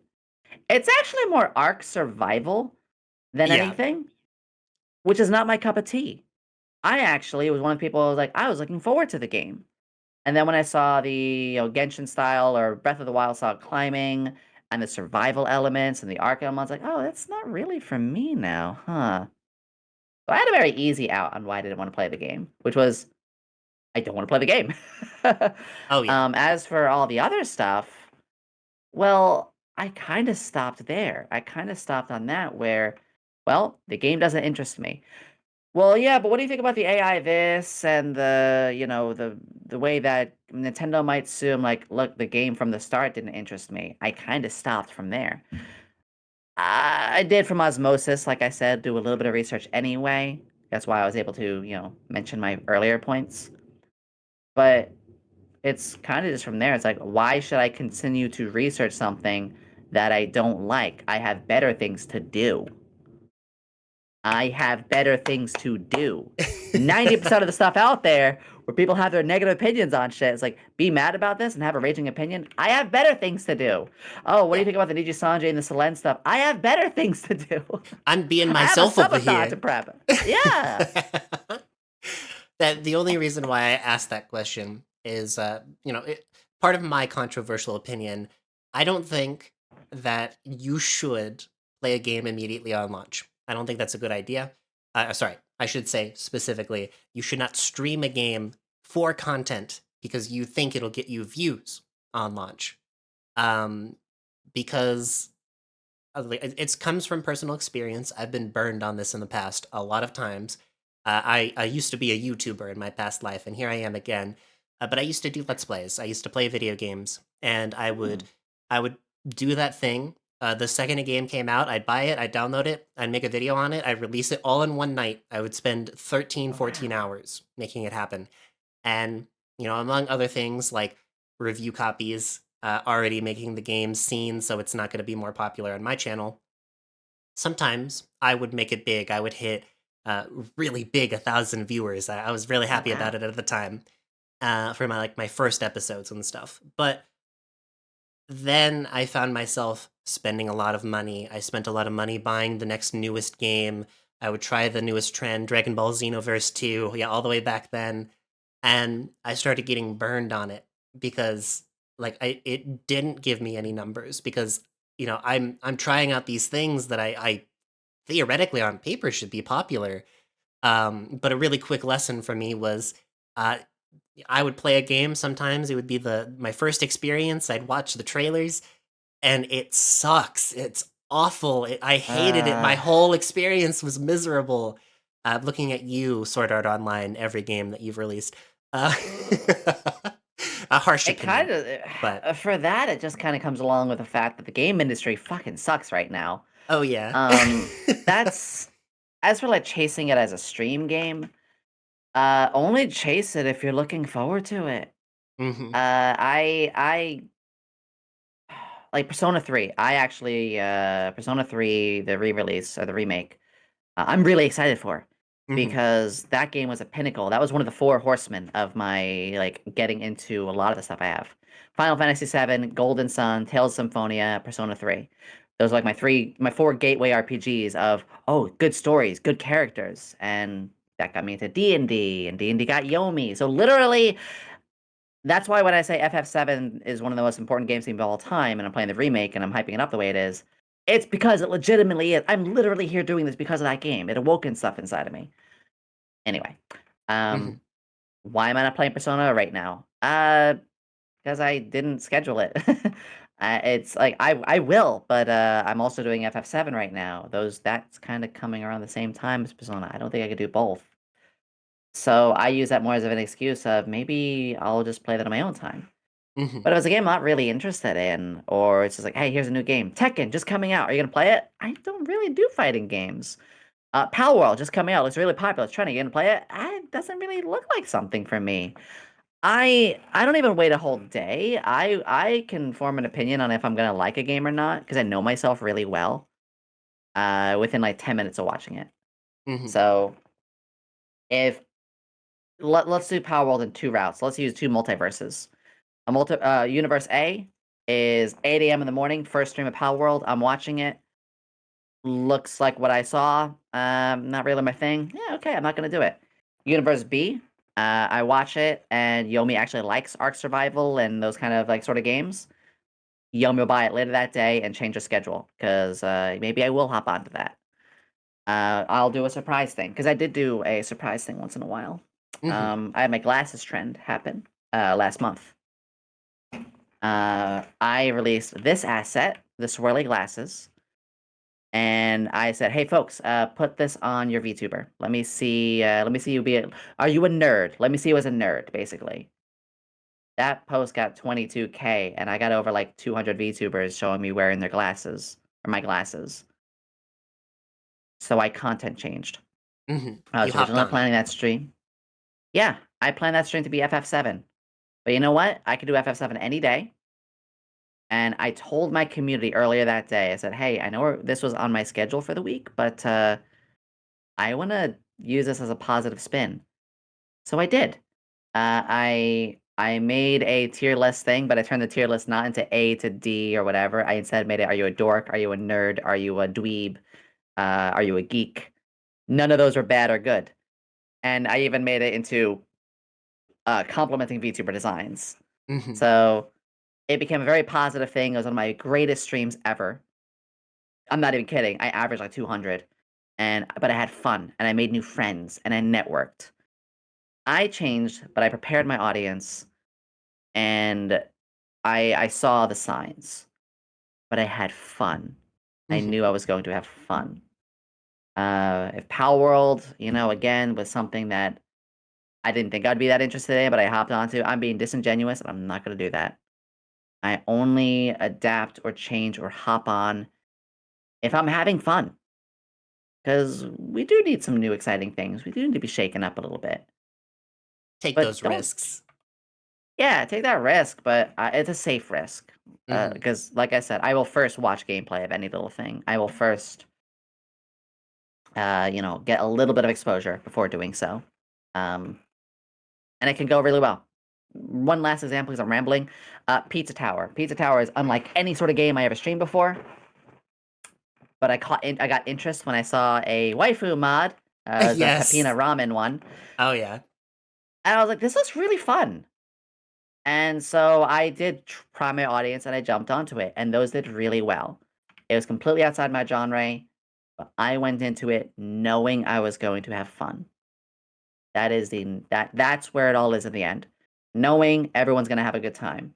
If it's Hmm. too risky, wait, or try something similar that's less risky.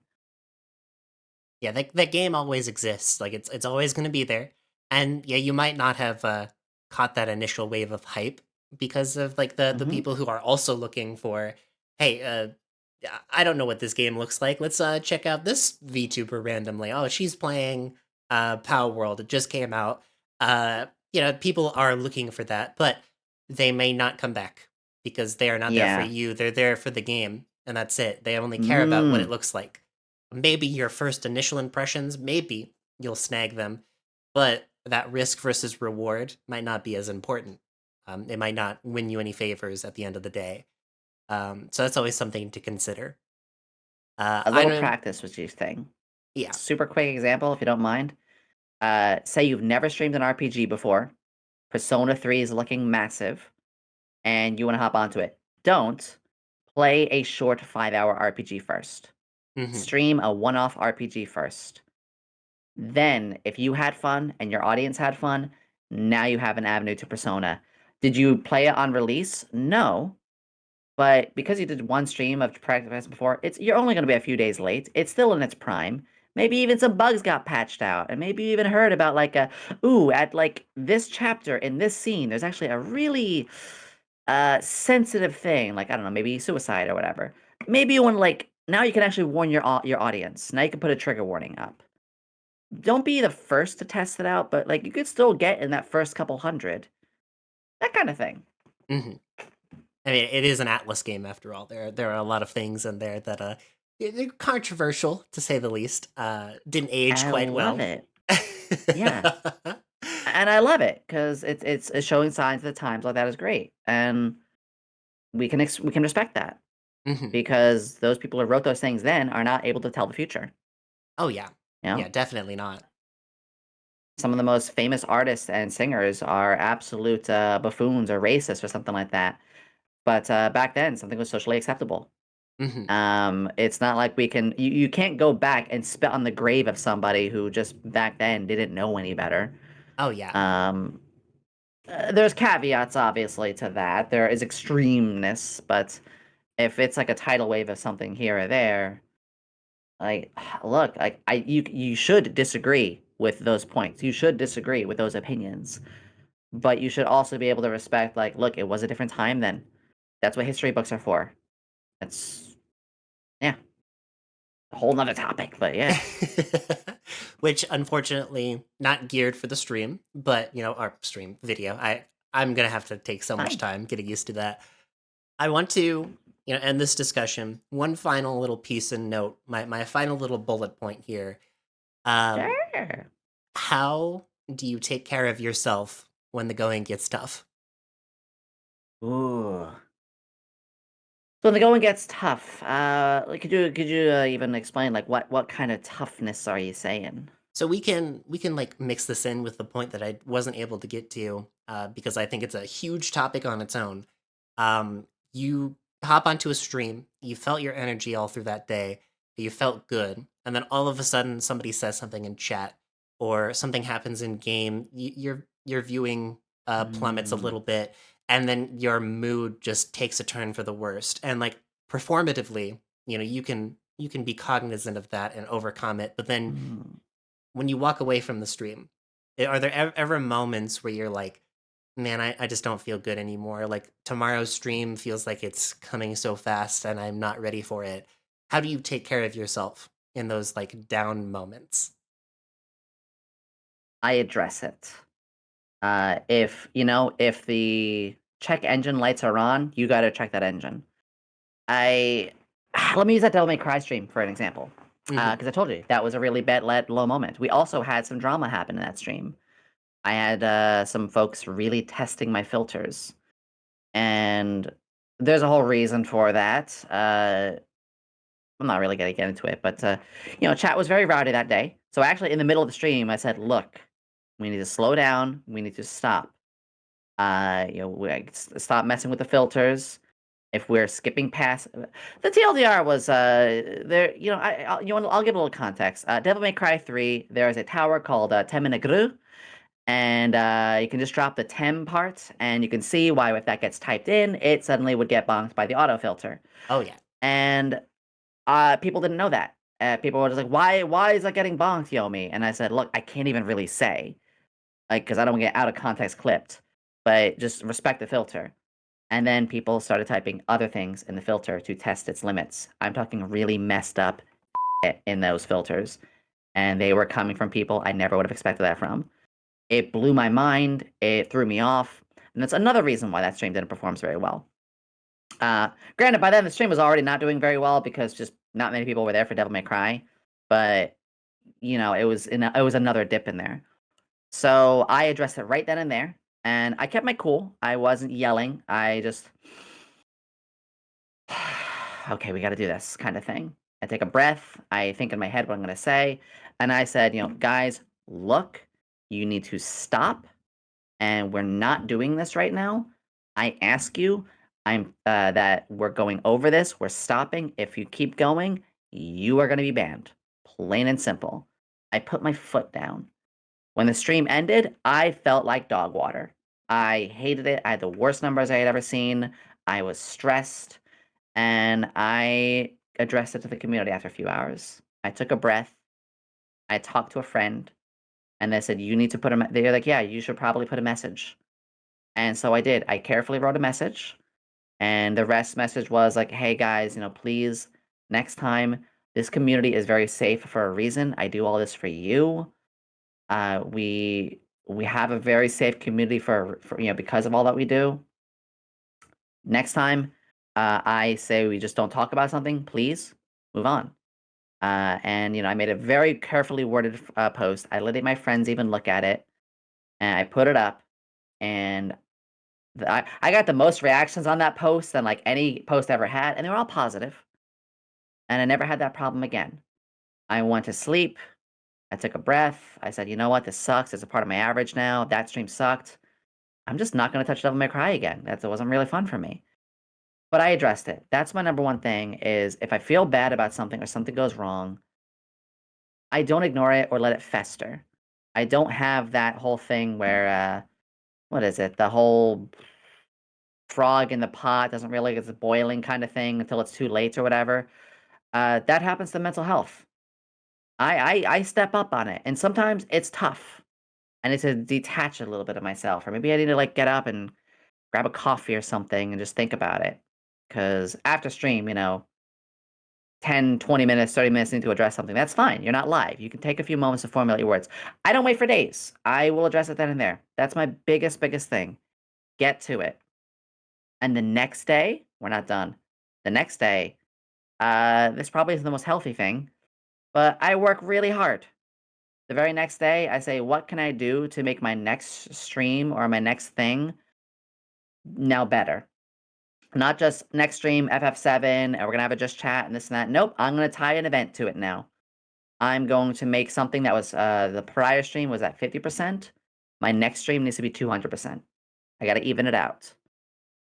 And that's a smart thing. It's something people need to realize. If you have a really big dip or a really bad stream or a really bad thing happen, always have something in your reserve pocket. I have 2 reserve events right now for that very reason. I'm not gonna say what they are, but I have 2 already made things that whether have assets that have a proper like announcement written that are already installed and ready. So, and I would still have to do some stuff putting on the setup, but basically the in case of emergency break glass kind of thing. Your aces up the sleeve in case you're not ready for the day, and if something comes Yeah. up, I like it. I like it. I don't think I've ever planned that far ahead, but I'm usually pretty insane when it comes to my own planning. So, Well, there is a Yomi tip. That very big sleeves. oh yeah. I think people should have backups.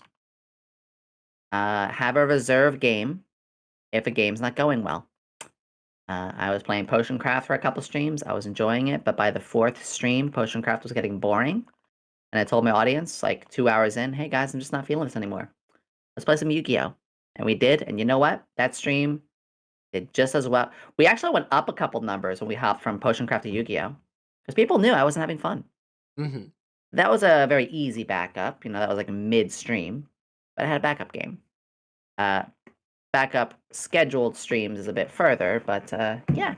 Have ulterior routes. Have I guess the best way is reserve something if failure happens. So that way you don't feel like you're just falling flat with nowhere to go. No, I have a friend I can talk to. I know I can step away because we're offline. I have other emergency streams and events. Have a safety net is basically what I'm trying to say. Because we have safety nets among our friends when we're down. Have safety nets among your content for when that's down. Hmm. Big brain. So wise. And we hit you with the "Did you know that?" and now you know. My favorite redeem. Yes. Maybe I'll bring that back.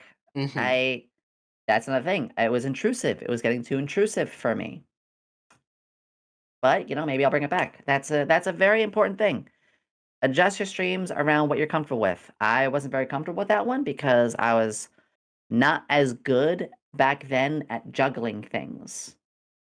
But you know what? Now I probably am. You've seen how wacky my stuff goes. I could Oh probably put yeah. that back. You know what? Yeah. Marker button that. Oh wait, I'm not live. Yeah. And just make sure that if you do it, because I knew you had it on a cooldown, but I noticed that people could redeem it multiple times a stream, and that's always like the worry, right? Because like if somebody keeps redeeming it over and over, and even if you have a list, you're just burning through your list, and you're like, oh god, stop. So I would limit it personally. I always do Yeah. limiters on things. You get your one per stream, and that's it. That's all I can handle for today. So, Yeah. Like my stretch redeem. I actually first day I put it up, I forgot to put a limit on it. Now it's got 30. In fact, you know what? Stretch redeem. Let's hear the pop. Ah! oh, I don't even know if I could pick up a pop in my own. I don't know why I'm able to do that. But yeah, no, you're right. You're right. But it's kind of funny. I used to not have that redeem, but I realized people actually like it. So hey, if you like it and it's not very bad, I'll do it. Yeah. Ugh. All right. Self Well, care. yeah, self care, take care of yourself. Very important because we're going to tie it back in. You get to be yourself by taking care of yourself, all the same. Love yourself so you can love another. Oh, yes. That's what's happening with my streams right now. I finally am happy with myself. I'm finally able to spread that happiness with others in my own goofy and silly, but educative and healing way. Mhm. Yadam. And for me, that was taking a step down from what I was doing because I have to work to live, and I have to work to eat and have food and Mm. shelter and have all these things. Technically, it has a higher priority in my life than streaming does, and I was trying to balance both to the point where I had no life. My life revolved around working, basically from the moment I woke Mm. up to the moment that I went to bed, and that isn't taking care of yourself at all. It is a sacrifice, and some would say Mhm. that sacrifice to achieve your dreams. It's that starving artist philosophy. But if you starve and die, where did you go? What did you accomplish in that? It doesn't really help you. So, Yomi, you're doing a Yeah. great job. This is not for you. I'm not saying, hey, Oh. take a step back. That was for No, me. no, it's Yeah. if you're enjoying your work, that's different. Hmm. Um, but knowing when to take breaks, I have my movie nights, which I hand over to a mod to control, so I can actually like relax a bit. I have a list I always go through, but I always tell myself we stop at this time of day, so I don't have to worry. Things like that. Like today, the joke. There's a joke is in my community is Yomi doesn't know how to relax, and so if I ever say like I'm gonna take it easy today, but like that's not Yomi. I think there might be a problem if that's actually become a joke in my street. But you know what? I don't ever overdo it. I work a ton, but it's because it's fun. Oh yeah. Uh, but because we're having that momentum, because it's been a race, honestly, it's been like constant catch up. But because of that, like I am finally starting to find some more leeway and some relaxed times. Because the biggest thing is because of how fast my growth was, I hadn't really had much time to just enjoy and settle for a bit. I've never had a chance to settle. It has been, this week happens and blah blah blah. You suddenly have a new average of this, and this now happened. Oh shoot, I gotta get on top of that. That's fine. Next week I can make some plans. Next week happens and I make that again, the glasses, like the Twitter thing pops off and that goes on. It's like, oh well, I gotta make something for that this week. Or it's like, well, I'm gonna start doing a 2.0 now. Okay, well you gotta because I'm growing so fast and this model was a budget model. Okay, well, subathon time and talk to artists and all that. It's been this nonstop sort of thing because streaming is only 30% of my work. Hmm. But I'm finally getting to a point where I might be able to slow down just a little bit. I think after the subathon and a couple weeks, probably a couple weeks after the subathon, because I have to make all the videos afterwards. There's gonna be a ton of content I can go through. Um, but that's what I'm looking at. Fingers crossed. That Yeah. is, if the subathon doesn't go on for 40 plus days. Help me. Please help uh, me. all right, everybody. Welcome to day 300 of the subathon. I have not been able to debut anything because I've been locked in. Now, I think it's a good approach when you look at people like Alara, who's done her 143 day. I think she's I, at yeah, she hit her hundreds not that long ago. yeah, and If you're talking about current, yeah, yeah. big So respect to them. some people, I know some people who have done this. I know someone right now who's doing this who they only stop Help, I'm stream. dying.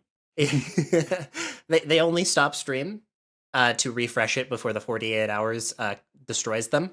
That's it. They are 100% always at the computer.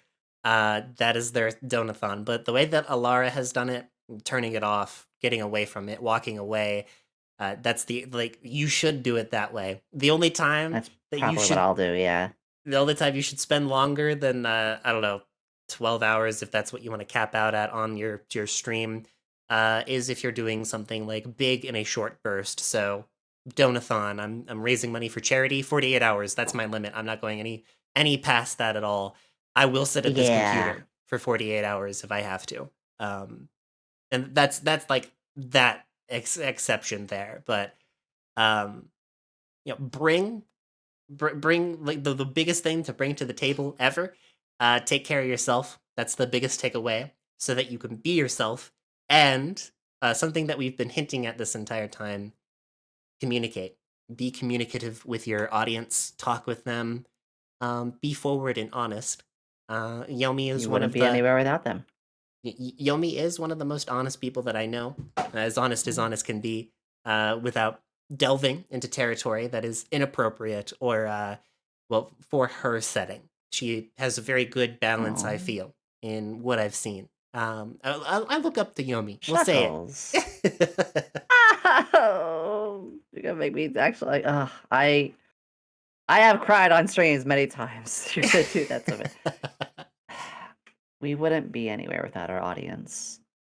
I wouldn't even be here if it wasn't for, finding my avenue, my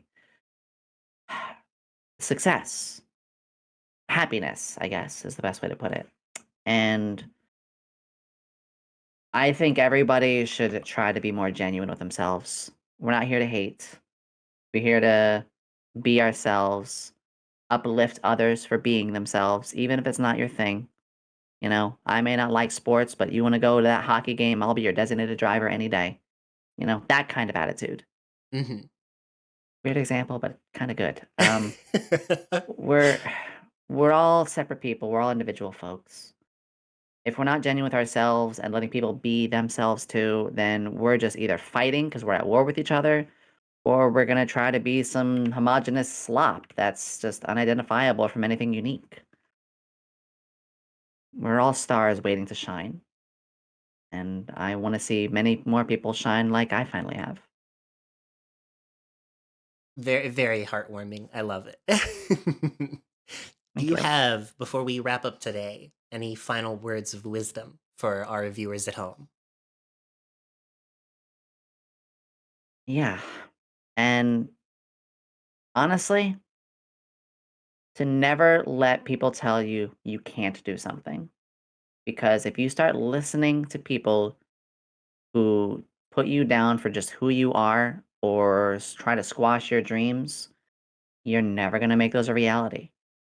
And your misery or your pain or your sorrow will go away once you start listening to your heart and you embrace who you are.